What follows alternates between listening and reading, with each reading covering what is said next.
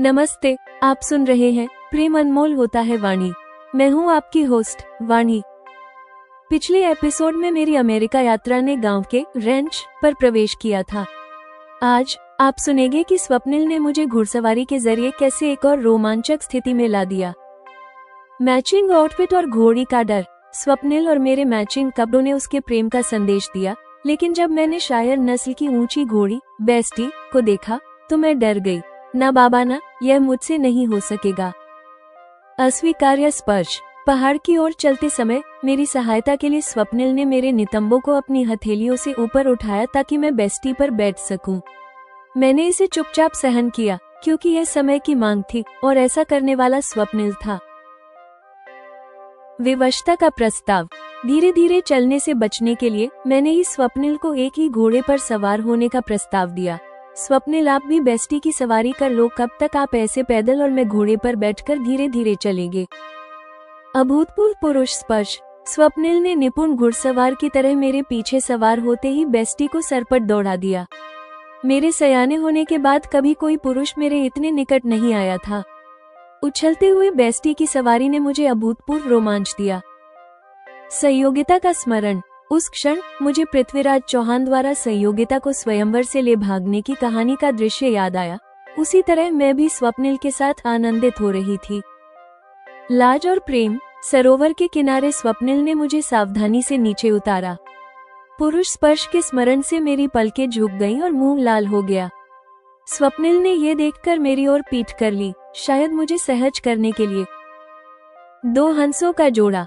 स्वप्निल ने सरोवर के पास सुंदर पक्षियों को देखकर अगले जन्म में पक्षी बनने की कामना की। मैंने कल्पना की कि वो और मैं, हम दो हंसों के एक जोड़े के रूप में दृष्टिगोचर होने लगे हैं। क्या स्वप्निल का ये अनकहा प्रयास मेरे विवाह न करने के संकल्प को तोड़ने में सफल होगा? घुड़सवारी का रोमांच, प्रेम का पहला स्पर्श और जीवन भर के रिश्ते की कल्पना। प्रेम अनमोल होता है वाणी में आप सुनेंगे एपिसोड 42, बेस्टी पर सवारी, पुरुष स्पर्श और संयोगिता, पृथ्वीराज का रोमांच। स्वप्निल मुझसे प्रेम करता है और विवाह करना चाहता है, ये तो मुझे राशील ने बता रखा है। अगर राशील ने मुझे नहीं भी बताया होता तो भी स्वप्निल के मुझसे मैच करने वाले आउटफिट से मुझे ये बात समझने में देर नहीं लगती। हमें तैयार देखकर पमला गेट खोलकर बाड़े में गई। फिर वो दो घोड़ों की लगाम थामे बाहर आई है। ये देखकर स्वप्निल ने संशय से मेरी ओर देखा है। वाणी, आपको मेयर की सवारी कर पाने का विश्वास है? उसने बोलकर संशय प्रकट किया है। मैंने दोनों मेयर की ओर देखा और उनकी ऊंचाई देखकर ही मैं घबरा गई हूँ। निश्चित ही इन्हें काबू करना मेरे वश में नहीं है। ना बाबा ना, यह मुझसे नहीं हो सकेगा, मैंने असमर्थता बताई है। तब हंसते हुए स्वप्निल ने पमला के हाथ से एक मेयर ही की लगाम ली है। पमला ने बात समझ ली है। वो एक घोड़े को लेकर वापस बाड़े में चली गई है। इस प्यारी मेयर का नाम बेस्टी है। ये शायर नस्ल की है। इस प्रजाति के अश्व सबसे अधिक शक्तिशाली, ऊंचे और भारी होते हैं। बेस्टी तुलनात्मक रूप से शांत और शक्तिशाली है। ये तीव्र वेग से भागती है, बताते हुए स्वप्निल ने उसके माथे को चूमा है। स्वप्निल ने बेस्टी के पीठ और पुठों को सहलाया है। बेस्टी ने स्वप्निल के दुलार का उत्तर सिर हिला कर दिया है। पहले आप हमारे रैंच में घूम लो, फिर हम उधर पहाड़ पर से घूमते हुए सरोवर पर चलेंगे, स्वप्निल ने अपनी योजना बताई है। पैदल रैंच का चक्कर लगाते हुए स्वप्निल ने बेस्टी की लगाम हाथ में ली हुई है। वह अच्छी प्रशिक्षित घोड़ी है, आज्ञाकारी की तरह हमारे पीछे पीछे चलती रही है। स्वप्निल ने वहां लगी फसल, फल और फूलों के बारे में मुझे बताया है। अब हम पहाड़ की तरफ चलते हैं। आपको ऊंचाई पर चलने में कठिनाई होगी, अतः आप बेस्टी पर सवार हो जाओ।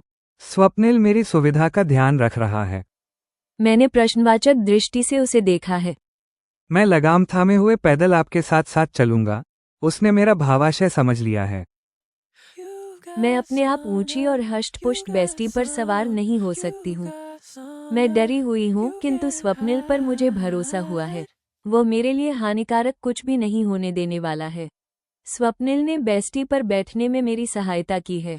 स्वप्निल ने मेरे नितंबों को अपनी हथेलियों से ऊपर की ओर उठाया है। मैं बेस्टी पर बैठते ही सामने झुक गई हूँ और मैं उसकी गर्दन से चिपक गई हूँ। कोई और होता या कोई और समय होता तो मैं मेरे नितंबों को इस तरह छुआ जाना सहन नहीं कर सकती थी। ये समय की मांग तो है ही, स्वप्निल के मेरी सहायता के लक्ष्य को भी मैं समझ रही हूँ। साथ ही ऐसा करने वाला स्वप्निल है, ये भी आपत्ति नहीं करने का कारण है। मैं फिसलकर गिर सकती हूँ, मुझे डर भी लग रहा है। मैं चुप ही रही हूँ। थोड़ी दूर चलने पर मेरा भय जाता रहा है। बेस्टी वास्तव में अच्छी है। अब मुझे उसकी सवारी अच्छी लगने लगी है। चारों ओर छाई प्राकृतिक छटा अत्यंत मनोरम दृश्य उपस्थित कर रही है। ऐसे चलते हुए तो स्वप्निल थक जाएगा और इस धीमी गति से चलने में समय बहुत लगेगा सो अलग। मैं नयनाभिराम छटा का आनंद उठाने के साथ साथ विचार भी करती जा रही हूँ। इससे बचने का उपाय क्या हो सकता है? मैं स्वयं अकेले घुड़सवारी नहीं कर सकती हूँ। हमारा दो अलग अलग घोड़ों पर चलना इसलिए संभव नहीं है। ऐसे में एक के पैदल और एक के बेस्टी पर सवार होकर चलने से ये समस्या बनी रहनी है। स्वप्निल क्या बेस्टी दो व्यक्तियों का भार एक साथ ढो सकती है? मेरे मन में जो है उसे मैंने घुमाकर स्वप्निल से पूछा है। क्यों नहीं, ये स्वयं 1000 किलोग्राम भारी है।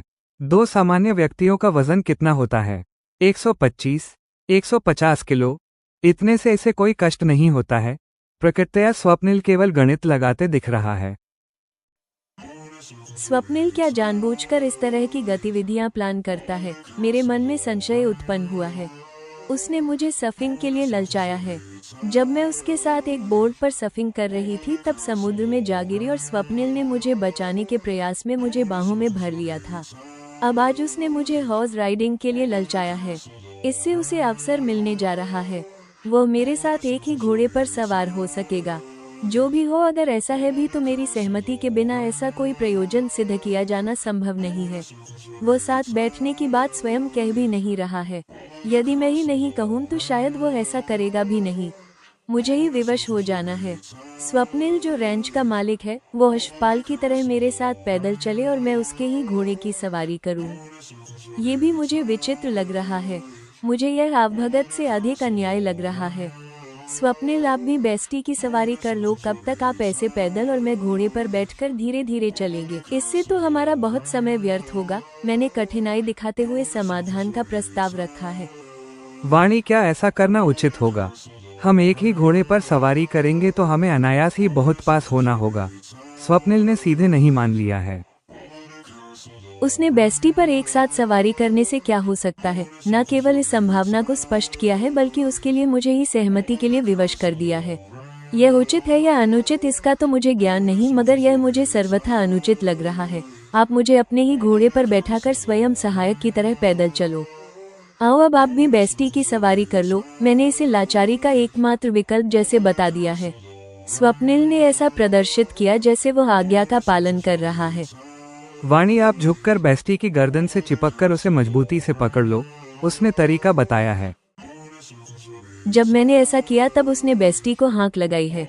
इससे बेस्टी सर पर दौड़ने लगी है। स्वप्निल निपुण घुड़सवार की तरह उसके साथ तेज भागते हुए उछलकर बेस्टी पर सवार हो गया। वह मेरे पीछे सवार हुआ है। मेरे सयाने होने के बाद से कभी कोई पुरुष मेरे इतने निकट नहीं आया है। पृथ्वी के आंचल में स्वप्निल के लगाम के माध्यम से दिए संकेत अनुसार बेस्टी सर पर दौड़ रही है। भागते हुए उसके चारों पैर एक साथ हवा में होते और फिर एक साथ धरती पर आ जाते। इस क्रम में स्वप्निल और मैं एक साथ उसकी पीठ से उछल पड़ते। मोमेंटम के कारण हम बेस्टी से पीछे नहीं रह जाते हैं। जब उसके पैर वापस भूमि पर पड़ते तो हम उसकी पीठ पर वापस होते।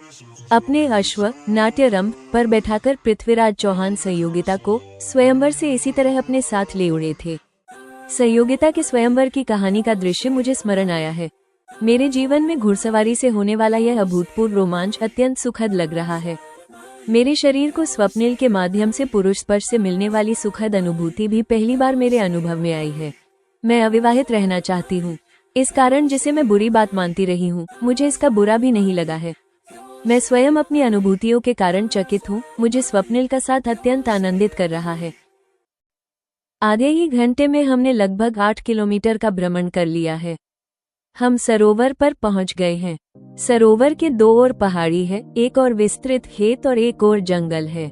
सरोवर के किनारे एक स्थान पर स्वप्निल बेस्टी से उतरा है। उसके कहने पर मैं उसकी ओर झुकी हूँ। उसने अपनी हथेलियां मेरी दोनों कांख की नीचे रखी हैं और यूं उतारा है जैसे मैं कोई छोटी सी बच्ची हूँ। घुड़सवारी के समय ये जो हो रहा है उसके स्मरण से मेरी पलकें झुक गई हैं। लाजवश शायद मेरा मुंह लाल भी हो रहा है। स्वप्निल ने इस दशा को पहचानकर मेरी ओर पीठ कर ली है। वो ये प्रकट कर रहा है जैसे बेस्टी के लिए घास चरने की उचित जगह तय कर रहा है। उसने अश्वारोहण के बारे में बात नहीं करते हुए पूछा है, वाणी आपको ये सरोवर कैसा लग रहा है? स्वप्निल मुझे नहीं देख रहा है। यह अनुभव करने से मुझे सामान्य होने में सरलता हुई है। मैंने चारों तरफ दृष्टि दौड़ाई है। वाओ, ये तो बड़ा ही मनोरम प्रदेश है। इस सरोवर का जल तो कितना स्वच्छ है। ऐसा लग रहा है जैसे इसका जल ऊपर आकाश के रंग का हो गया है। इसमें तैर और चुहल कर रहे पक्षी भी कितने सुंदर और विविध प्रजाति और रंग के हैं। मैं प्राकृतिक सौंदर्य का बोध करते हुए मुग्ध हुई हूँ। मुझे वीरान प्रदेशों की प्राकृतिक छटा बहुत मन भावन लगती है। आप इन सुंदर पक्षियों को देखो। मैं सोचता हूँ मैं भी अगले जन्म में ऐसा कोई पक्षी बनूं। स्वप्निल अत्यंत आह्लादित है। यद्यपि स्वप्निल के पक्षी होने की कामना का कारण कुछ और रहा होगा, तथापि मेरी कल्पना में वो और मैं, हम दो हंसों के एक जोड़े के रूप में दृष्टिगोचर होने लगे हैं। जेमिनाई की समालोचना, रचनात्मक मार्गदर्शन और प्रस्तुति निर्देश। प्रिय श्रोताओं, एपिसोड 42 एक साहसिक और भावुक यात्रा है। यह न केवल एक रोमांचक गतिविधि का चित्रण है, बल्कि यह वाणी के भीतर के संकोच और स्वप्निल के प्रति उसके अव्यक्त प्रेम की विजय की कहानी है। एपिसोड 42 की शक्ति और कथा विकास। स्पर्श का रूपांतरण। स्वप्निल द्वारा वाणी के नितंबों को छूकर घोड़े पर बैठाना, ये दर्शाता है कि उनका संबंध अब औपचारिकताओं से परे है और एक गहरे विश्वास पर आधारित है। प्रेम की अनपेक्षित अभिव्यक्ति। वाणी का स्वयं अपनी अनुभूतियों के कारण चकित होना कि उसे स्वप्निल का साथ आनंदित कर रहा है, ये दर्शाता है कि उसकी भावनाएं अब उसके तर्क पर भारी पड़ रही हैं। रोमांटिक चरमोत्कर्ष। पृथ्वीराज चौहान और संयोगिता का संदर्भ घुड़सवारी के दृश्य को एक अभूतपूर्व महाकाव्यात्मक आयाम देता है। सरोवर के किनारे हंसों के जोड़े का रूपक एक खूबसूरत और भावुक अंत है, जो उनके संबंध के आध्यात्मिक और शाश्वत रूप में विकसित होने का संकेत है। ऑडियो प्रस्तुति के लिए अंतिम मार्गदर्शन। वाणी का स्वर। घुड़सवारी के दौरान स्वर में रोमांच और हर्ष हो। स्वप्निल के छूने पर स्वर में लज्जा और भावुकता का भाव हो। संगीत। घुड़सवारी का दृश्य संगीत अचानक से तेज, रोमांचक और महाकाव्यात्मक हो जाए। सरोवर पर दृश्य संगीत शांत, सुखद और मीठा हो। अंतिम क्षण का संगीत रोमांटिक और आशापूर्ण हो। एपिसोड 42 समाप्त।